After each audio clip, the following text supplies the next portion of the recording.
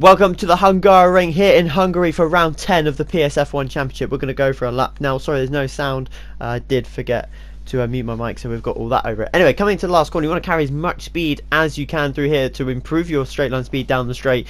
And you can hold it in 7th coming into turn 1 or into 8th, is depending on preference and, of course, setup.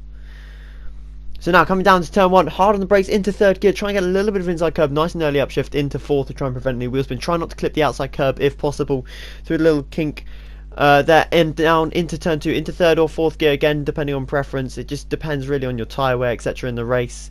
Will be a wet qualifying and through the kink there at turn 3, flat out, not so much maybe in qualifying. Up into turn 4 now, this is a tricky one where a lot of people will get a lot of warnings and invalidations in quali and the race. Into turn 5 now, tricky right-hander, uphill, try not to clip that inside curb because it is an auto spin curb, so it will send you sideways. Into the tricky turn 6, 7 chicane, you want to try get as much curb as you can on the exit, but on the first right-hander, try to avoid that curb as you will invalidate. Into turn 8 now, into turn 9, try and minimise the revs if you can because you will lose a lot of time through there, found that out. Into turn 11 now, a little downshift and then quick upshift again just to make sure the car doesn't run too wide. Into turn 12, this one's a tricky one to nail, down into 3rd gear for this one, but 4th gear can be used as well, just get a little bit of inside curb there. Into turn 13 now, hold the inside as much as you can early on the power.